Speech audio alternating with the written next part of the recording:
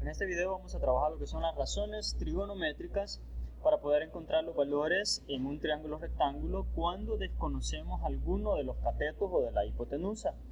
Ahora entonces vamos a trabajar con razones trigonométricas. Por ejemplo, si yo tengo este ejercicio, este triángulo rectángulo, y yo conozco los valores de los dos catetos o de un cateto y de la hipotenusa, entonces yo fácilmente puedo calcular los valores restantes a través del teorema de Pitágoras. Pero vamos a usar razones trigonométricas cuando solo tengo uno de los tres valores, ya sea un cateto o la hipotenusa. Por tanto, no puedo usar el teorema de Pitágoras. Lo único es que en este tipo de ejercicios lo que sí voy a tener es ya sea un cateto, la hipotenusa y un valor de ángulo. Entonces eso es lo que vamos a trabajar ahora.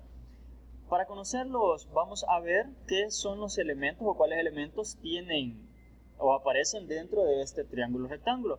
Por ejemplo, tenemos la hipotenusa. Ya decíamos que la hipotenusa va a ser el valor más el lado más largo del triángulo, pero también la vamos a reconocer porque es el valor que está opuesto al ángulo recto, es decir, al ángulo de 90 grados. La hipotenusa siempre va a estar opuesta al ángulo recto.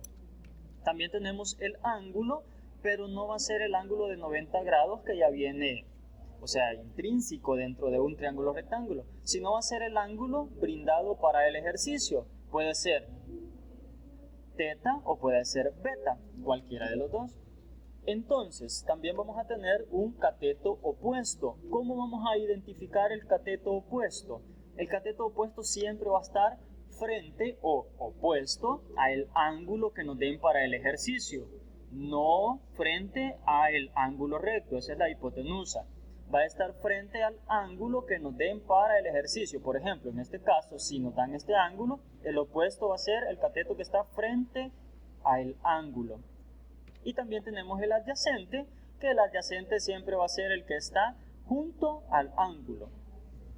Partiendo de eso, entonces, vamos a ver cómo quedan o cuáles son esas razones trigonométricas. Tenemos primero, vamos a ver tres razones trigonométricas. La primera es seno de teta. En este caso, el seno va a estar dado por el ángulo o el cateto opuesto sobre la hipotenusa. Veamos entonces, el opuesto, miren lo que les decía, va a estar opuesto al ángulo que me dé el ejercicio, mientras que la hipotenusa va a estar opuesta al ángulo recto del triángulo. También vamos a tener el coseno de teta. El coseno que va a ser el adyacente sobre la hipotenusa. Y por último vamos a tener tangente de teta, que va a ser el opuesto sobre el adyacente. Estas funciones trigonométricas sí es importante que las conozcamos, que las tengamos presentes. No van a cambiar nunca, siempre van a ser así: seno opuesto sobre hipotenusa, coseno adyacente sobre hipotenusa y tangente opuesto sobre adyacente. Vamos a utilizar un método para recordar siempre, que no se nos olviden cuáles son estas funciones trigonométricas. Ese método es a través de la palabra SOHCAHTOA.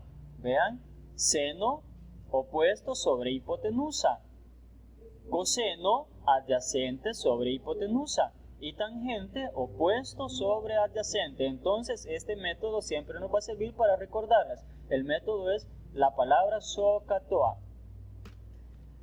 Veamos entonces, encontremos las razones trigonométricas de este ejercicio. Partiendo de esto, tenemos entonces que el seno va a ser el opuesto sobre la hipotenusa. ¿Opuesto a qué? Opuesto al ángulo. Si el ángulo está acá, entonces el opuesto es 3. Y la hipotenusa dijimos que siempre va a estar opuesta al ángulo recto. Por tanto, la razón trigonométrica del seno para este ejercicio es 3 sobre 5.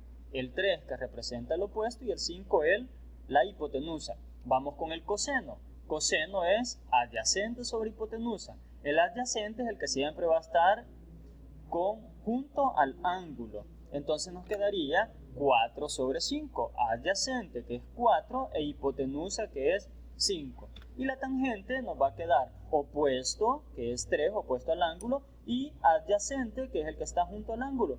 Por tanto, nos quedaría opuesto 3 sobre el adyacente, que es 4.